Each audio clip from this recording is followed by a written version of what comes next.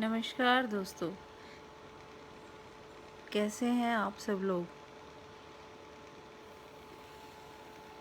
आशा कर मैं प्रिया voice and face reader स्वागत करती हूं आप सबका आज के इस लाइव वीडियो में।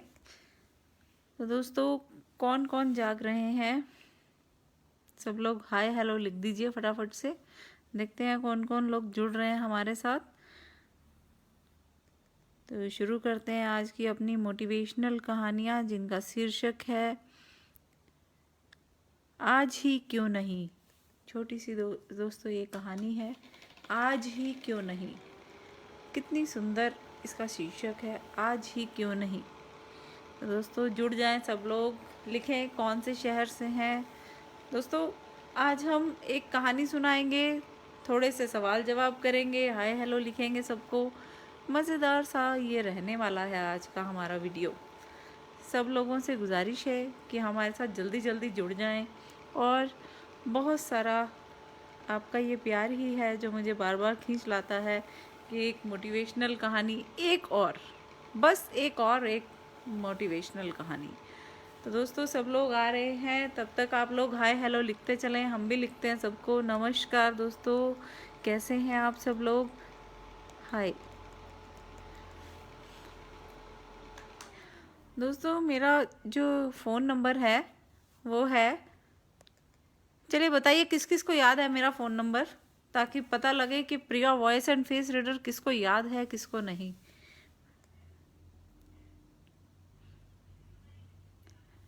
एक बार की बात, आज की कहानी शुरू करते हैं तब तक दोस्तों कि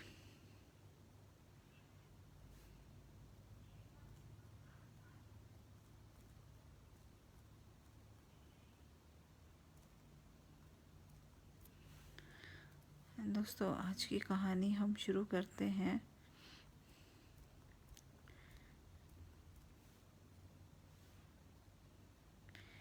एक बार की बात है कि एक शिष्य अपने गुरु का बहुत ही आदर सम्मान किया करता था। गुरु भी अपने शिष्य से बहुत स्नेह करते थे, लेकिन वह शिष्य अपने अध्ययन के प्रति आलसी और स्वभाव से दीर्घ सूत्री था। सदा स्वाध्याय से दूर भागने की कोशिश करता रहता था तथा आज के काम को कल के लिए छोड़ देता था। अब दोस्तों, जो बंदा आज के काम को कल के लिए छोड़ देता है उसकी ज़िंदगी कैसी चलती है, बताएगी हमारी आज की ये छोटी सी कहानी। ध्यान से सुनिएगा दोस्तों, अब जाग तो रहे ही हैं, क्या पता किसके जीवन में नया मोड़ कहाँ से शुरू हो जाए। सुन ही लीजिए क्या जाता है। तो बहुत छोटी सी कहानी है। सदा वो अपने काम को आज ना करके कल के लिए टाल देता था। अब गुरुजी कुछ चिंतित रहने लगे कि कहीं उनका यह शिष्य जीवन संग्राम में पराजित ना हो जाए। गुरुजी उसके लिए कितना परेशान हो गए कि कहीं बड़ा होकर ये शिष्य जो आज का काम अपना कल पर टाल देता है, कभी हारने ना लग जाए जिंदगी के अपने आने वाले कल से। आलस में व्यक्ति को अकर्मण्य बनाने की पूर्ण सामर्थ्य होती है। काम ना करने की योग्यता को बोलते हैं दोस्तों।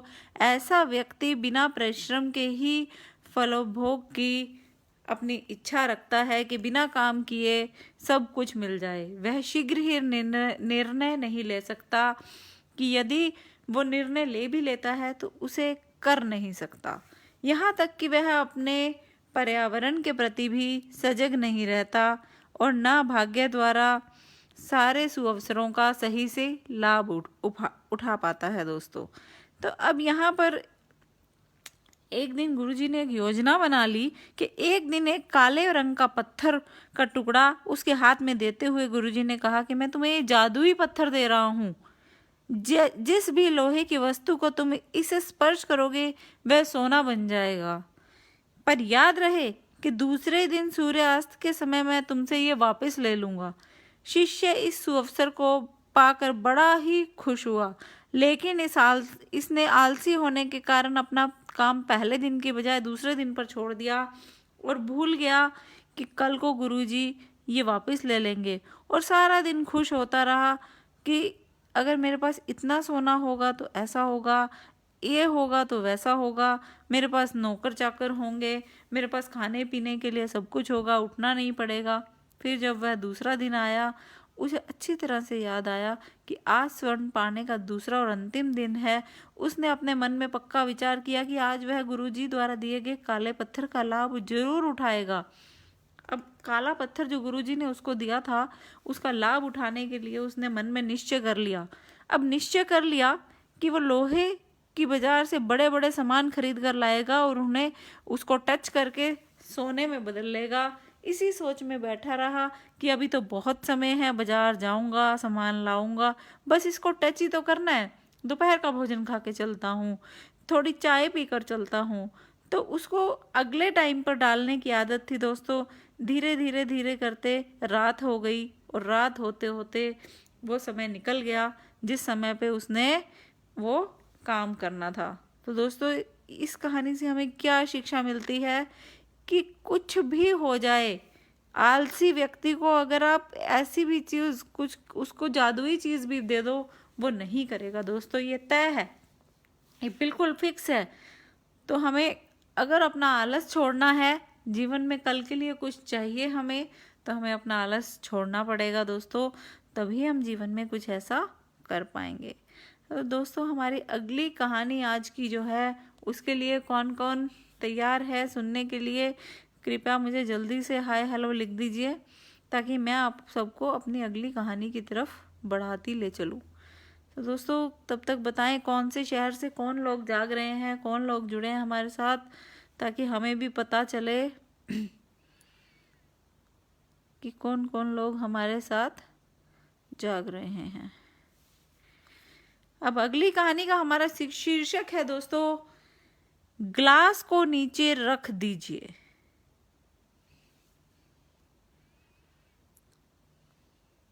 गिलास को नीचे रख दीजिए।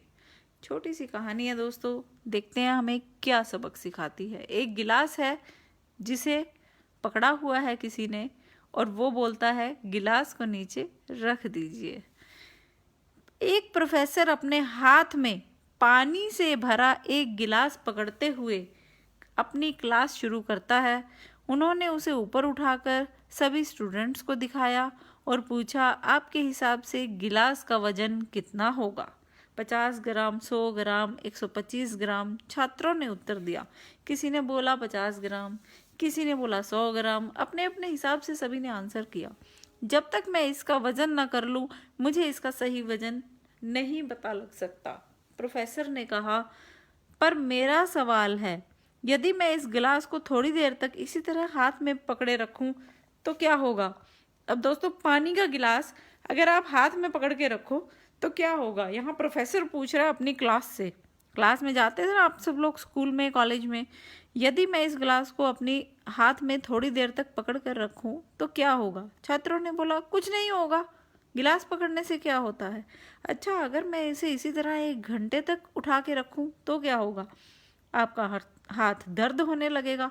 एक छात्र ने बोला, तुम सही हो। अच्छा, अगर मैं उसे पूरे दिन उठाए रखूं तब क्या होगा? आपका हाथ सुन्न हो जाएगा, आपके मसल में तनाव आ जाएगा, लकवा मार जाएगा, पक्का आपको हॉस्पिटल जाना पड़ जाएगा। किसी छात्र ने कहा। बाकी सब हंस पड़े। तो बहुत अच्छा, पर क्या इस दौरान गिलास का वजन बदला? प्रोफेसर ने पूछा। नहीं, गिलास का वजन उतना ही है, बस आपने उठा रखा है, इस वजह से आपको हॉस्पिटल जाना पड़ जाएगा, क्योंकि आपने पूरा दिन उसे उठा के रखा है एक ही कंडीशन में। तो हाथ में दर्द और मांसपेशियों में तनाव क्यों आया? स्टूडेंट्स अचरज में पड़ गए। प्रोफेसर ने फिर पूछा, अब दर्द से निजात पाने के लिए मैं क्या करूं? गिलास को नीचे रख दीजिए। एक छात्र ने बोला कि दर्द क्यों करना है अपने अंदर, गिलास नीचे रख दो, दर्द नहीं होगा। तो दोस्तों, इतनी सी थी ये कहानी। प्रोफेसर ने बोला, बिल्कुल ठीक, लाइफ की प्रॉब्लम्स भी कुछ इसी तरह की होती हैं। इन्हें कुछ देर तो अपने दिमाग में रखिए कि लगेगा सब कुछ ठीक है। इनके बारे में ज़्यादा देर तक सोचिए तो आपको दिमाग में पीड़ा होने लगती है, और जब बहुत देर तक सोचोगे तो आपकी पैरालाइज और होने की क्षमता आ जाती है, वो लेवल आ जाता है, डिप्रेशन लेवल आ जाता है। तो आप जितनी जल्दी उन प्रॉब्लम्स को दूर करोगे उतनी जल्दी आपके जीवन में खुशहाली है। तो जितनी जल्दी प्रोफेसर उस गिलास को नीचे रख देगा उतनी जल्दी वो खुश हो जाएगा। छोटी सी कहानी थी दोस्तों, कितनी प्यारी कहानी, और इतनी प्यारी कहानी जो हमने सुनी कितने ही लोगों को मोटिवेट करती होगी। पता नहीं किसके दिल में कौन से अक्षर क्या घर कर जाए, किसकी ज़िंदगी कहाँ से बदल जाए। तो दोस्तों इतनी सी थी ये कहानी। अपनी अगली कहानी की ओर बढ़ते हैं दोस्तों, जिसका नाम अभी मैं आपको बताने जा रही हूँ। तो तब तक आप मुझे हाय हेलो लिखते चलिए। जो लोग भी अपने अगली कहानी सुनना चाहते हैं कम से कम हाय हेलो तो लिखते चलें दोस्तों। कम से कम हेलो ही लिख दें तो पता लग जाए आप लोग मेरा ये सुनना चाहते हैं। एक आपके मन में इच्छा है कि अगली कहानी की तरफ बढ़ा जाए।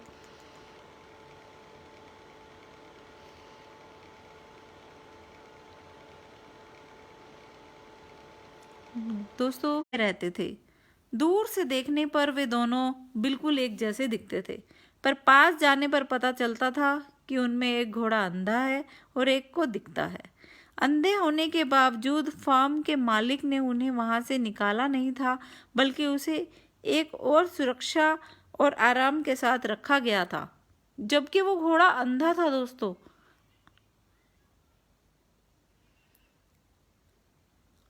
अंधे होने के बावजूद फार्म के मालिक ने उसे वहां से निकाला नहीं था, बल्कि उसे आराम से रखा हुआ था साइड में, एक और सुरक्षा के साथ। अगर कोई थोड़ा और ध्यान देता तो उसे ये भी नहीं पता चलता कि मालिक ने दूसरे घोड़े के गले में घंटी बांध रखी थी, जिसकी आवाज़ सुन के अंधा घोड़ा उसके पास पहुंच जाता था, उसके पीछे पीछे भाड़े में घूमता था। घंटी वाला घोड़ा भी अपने अंधे मित्र की परेशानी समझता। वह बीच बीच में पीछे मुड़कर देखता और इस बात को सुनिश्चित कर लेता कि वह कहीं रास्ता तो नहीं भटक गया। वे ये सभी सुनिश्चित करता था कि उसका मित्र सुरक्षित तो है, वापस अपने स्थान पर पहुंच जाए, और उसके बाद ही वो अपनी जगह की ओर आता था। दोस्तों बाड़े के मालिक की तरह ही भगवान हमें बस इसलिए नहीं छोड़ देते कि हमारे अंदर कोई दोष या कमियां हैं। वो हमारा ख्याल रखते हैं और हमें जब भी ज़रूरत पड़ती है तो किसी न किसी को हमारी मदद के लिए भेज देते हैं और अपनी परेशानियों से पार पाते हैं। तो कभी हम अपने गले में बनी हुई घंटी द्वारा दोस्तों को रास्ता दिखाने में काम आते हैं। छोटी सी ये कहानी कितना कुछ सिखाती है दोस्तों, कि एक घोड़ा जो जिसको दिखता नहीं था, उसके मालिक ने उसे रखा था, कितने तरीके से उसने रखा और कितने तरीके से उससे काम लिया। दोस्तों इतनी सी थी ये कहानी। अब हो गई बहुत देर, तो अगर कोई सुनना चाहता है कहानी तो हाय हेलो लिखें, नहीं तो हम अभी समय हो गया है हमारे अलविदा कहने का। अगर आप लोग कहानी सुनना चाहते हैं तो हाय हेलो लिखिए, तो हम अपनी कहानी एक और सुनाएंगे। छोटी छोटी कहानियाँ हैं दोस्तों, पता नहीं चलता कब हमारे जीवन में किस तरह बदलाव ला कर रख दें, हमें कौन सी घड़ी में कौन सा चीज़ हमारे लिए अमृत बाण काम कर जाए, अमृत की तरह चल जाए। तो अगली कहानी है धरती फट रही है। बहुत समय पहले की बात है, किसी जंगल में एक गधा बरगद के पेड़ के नीचे लेटकर आराम कर रहा था। लेटे लेटे उसके मन में बुरे ख्याल आने लगे। उसने सोचा यदि धरती फट गई तो मेरा क्या होगा। अभी उसने ऐसा सोचा ही था कि जोर से धमाके की आवाज आई और भयभीत हो उठा और चीखने लगा, भागो भागो धरती फट रही है। अब दोस्तों उसने अपने दिमाग में एक दिमाग लगा लिया कि धरती फट रही है। अब धरती फट रही है गधे ने सोचा, और दूसरी तरफ से आवाज आई धरती फट रही है। जैसे ही उसने सोचा कि धरती फट रही है, आवाज भी आई तो उसने शोर मचा दिया, धरती फट रही है, भागो भागो धरती फट रही है। अब धरती तो फट गई, उसको लगा कि धरती फट गई, अपनी जान बचाकर भागो। और ऐसा कहते हुए वह पागलों की तरह एक दिशा में भागने लगा। अब इससे क्या हुआ, इधर उसे इस कदर भागता देखते हुए और गधों ने उससे पूछा कि क्या हुआ। अरे भाई क्या हुआ, तुम इस तरह बदहवास से क्यों भागते हो, क्या हुआ, कहाँ भागे चले जा रहे हो। अरे तुम भी भागो, अपनी जान बचाओ, धरती फट रही है। ऐसा चीखता हुआ वो गधा बोला कि धरती फट गई है आगे, और तुम भी भाग जाओ। और सब लोग भाग गए वहां से, सारे गधे भाग गए। दूसरा गधा सुनकर वो भी डर गया और वहां से भागने लगा। तो वह दोनों एक ही साथ चिल्ला रहे थे, भागो भागो, धरती फट रही है। देखते ही देखते सैकड़ों गधे इस बात को दोहराते हुए उसी दिशा में भागने लगे जिस दिशा में उसको लगा कि धरती फट रही है, और दूसरी दिशा में भागो। गधों को इस तरह भागता देखकर अन्य जानवर भी डर गए। धरती फटने की खबर जंगल में आग की तरह फैलने लगी और जल्दी ही उस सबको पता चल गया कि धरती तो फट रही है।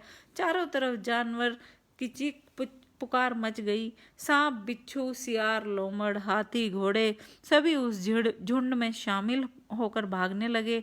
जंगल में फैले इसे हो हल्ले को सुनती अपनी गुफा में विश्राम कर रहा जंगल का राजा शेर बाहर निकलाया।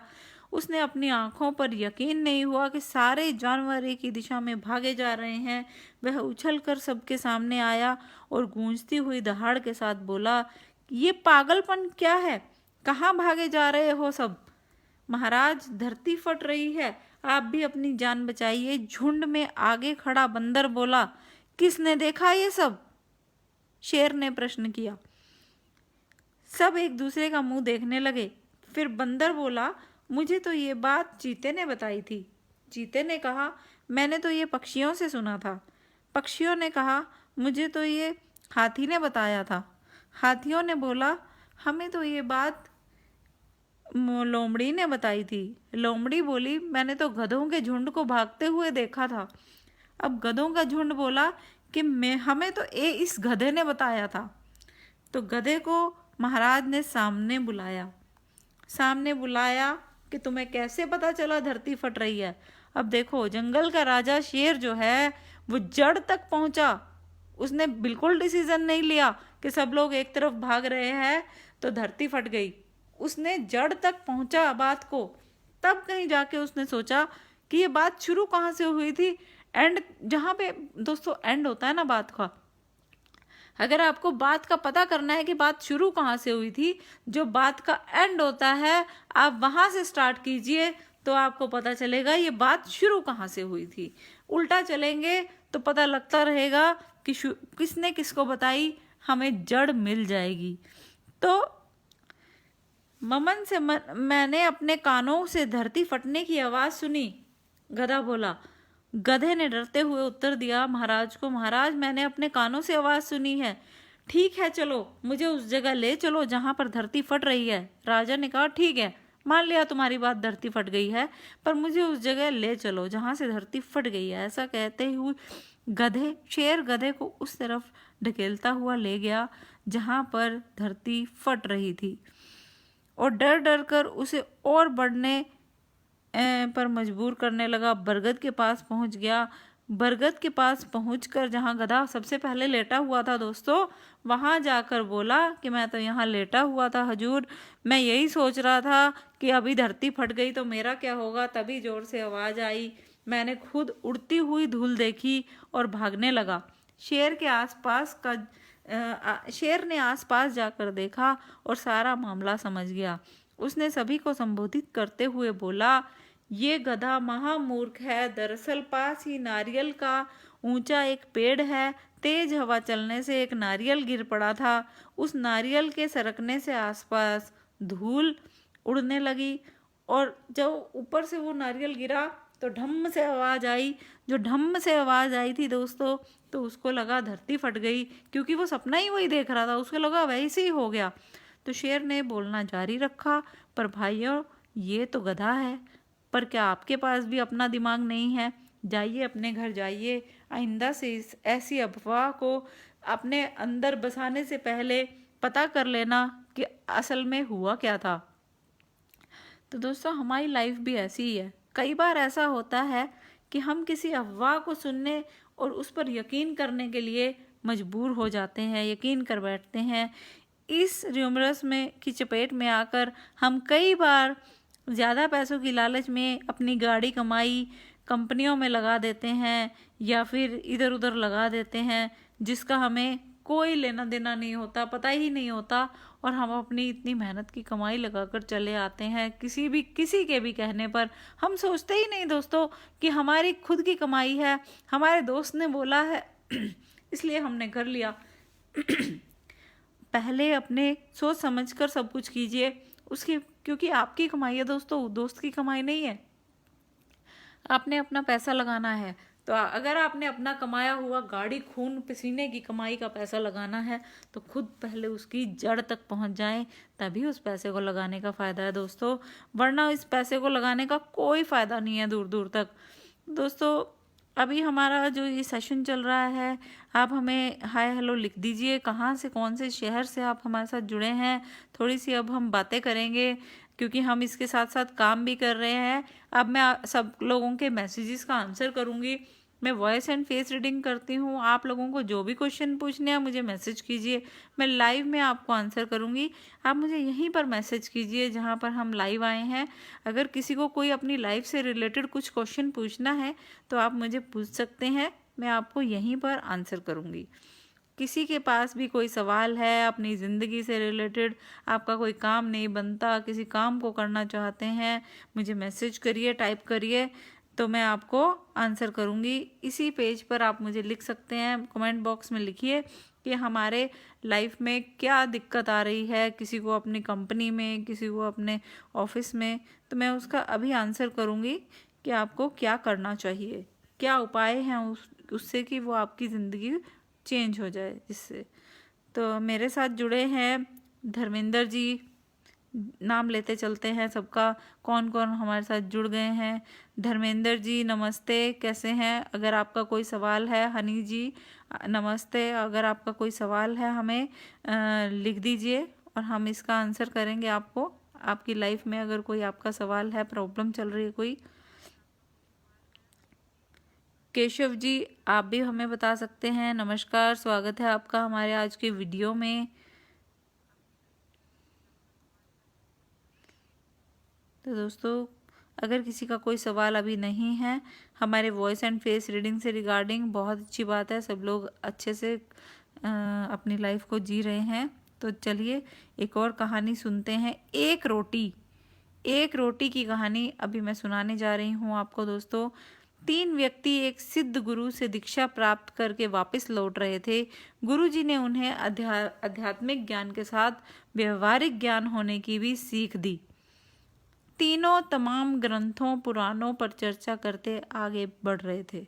बहुत समय चलने के बाद उन्हें एहसास हुआ कि अब उन्हें कहीं पे भी विश्राम कर लेना चाहिए, रात गुजार कर आगे बढ़ना चाहिए। वे एक जगह रुके और खाने की पोटली खोली, पर दुर्भाग्यवश उसमें एक ही रोटी बची थी। तीनों ने सोचा इसे बांट कर खाने से किसी की भूख नहीं मिटेगी, अच्छा होगा कोई एक ही इसे खा ले। पर वो एक व्यक्ति कौन हो सकता है? कैसे पता चलेगा कि वो रोटी कौन खाएगा? क्योंकि वे आध्यात्मिक अनुभव कर लौट रहे थे, इसलिए तीनों ने तय किया कि इसका निर्णय वे भगवान पर छोड़ देंगे। भगवान ही कुछ ऐसा इशारा करेंगे कि समझ में आ जाए कि रोटी किसको खानी है। अब देखिए दोस्तों, एक ही रोटी है, अब कौन कौन खाएगा उसे? तीनों ने सोच लिया कि तीनों लोग बांट लेते हैं, लेकिन ऐसा नहीं उन्होंने सोचा, भगवान पर छोड़ दिया। अगली सुबह उठे तो पहले व्यक्ति ने कहा, कल रात मेरे सपने में एक देवदूत आए, वे मुझे स्वर्ग की सैर पर ले गए। सचमुच इससे पहले मैंने कभी ऐसे दृश्य नहीं देखे थे। असीम शांति, असीम सौंदर्य मैंने हर जगह देखी, पर जब मैं भ्रमण के अंतिम चरण में था तो वो सफ़ेद वस्त्र पहने एक महात्मा ने मुझे कहा, पुत्र ये रोटी लो, इसे प्रसाद समझो और अपनी भूख मिटाओ। पहले व्यक्ति ने अपनी बात खत्म की।